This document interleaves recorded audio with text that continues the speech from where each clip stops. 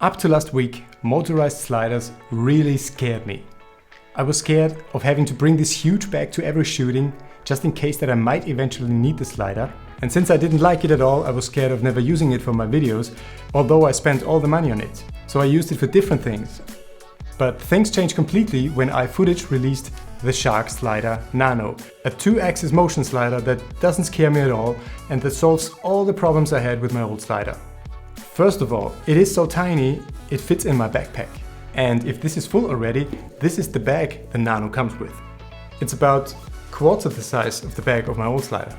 Well, now you might say, this is half the size of your old slider, it can't move the camera nearly as far. Well, if you mount it on a tripod, it doubles its range, and that's enough for all of my use cases.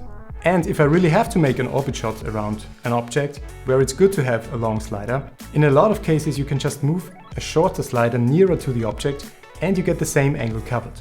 What drove me nuts with my old slider was how cumbersome it was to set up. So let's compare this to the Nano.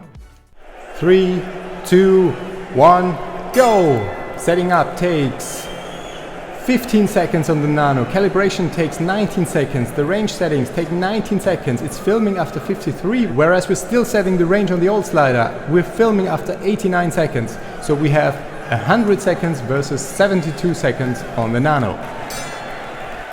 I think the advantages of the Nano are clear. No cables, much quicker setup time, it is controllable directly on this touchscreen on the slider. You don't need an additional app to control it, which is a huge time saver. Of course, there is an app you can use with the slider when you are far away and want to start it, but you don't have to.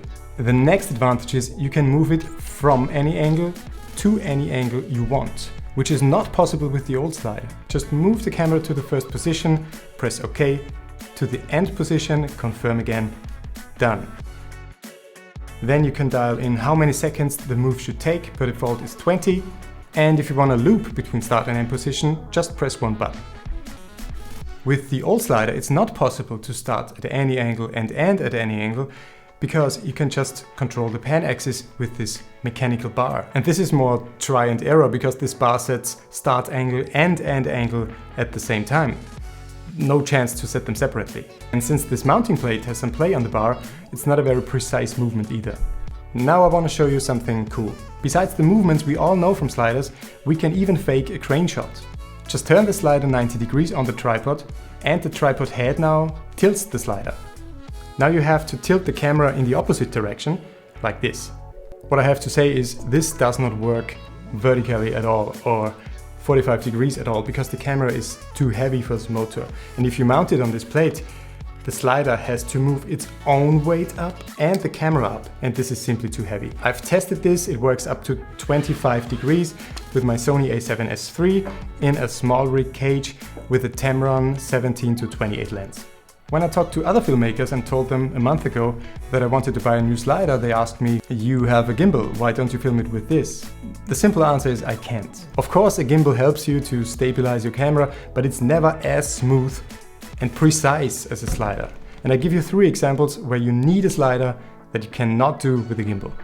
First, when you film small objects. When you are very close to small objects, you see every jitter and every imperfection that's in the movement. When you film larger objects or you have to make bigger movements, of course the gimbal is the better choice.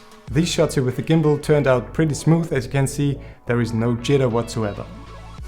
The second reason why you need a slider is repeatability. If you want to try out, let's say, different lighting setups, it's good to be able to film this sequence exactly the same a bunch of times. Especially if you make moving shots for effect. If you want to put yourself twice in the scene, you need to film the same movement exactly again. Otherwise you would see that in the mask when you cut an object that's in shot 1 and shot 2 at the same time, like this fake wood table here. And the third reason is time lapses. I think there is no other tool than a motorized slider you could film something like this with. So for me, it's not a question if I use a gimbal or a slider. It's very clear that I have to use both. We have briefly talked about product videography in this video. If you want to see something from me about this topic, check out this video. If you like this video, maybe give me a like below, maybe subscribe to my channel, and hopefully see you again in the next one.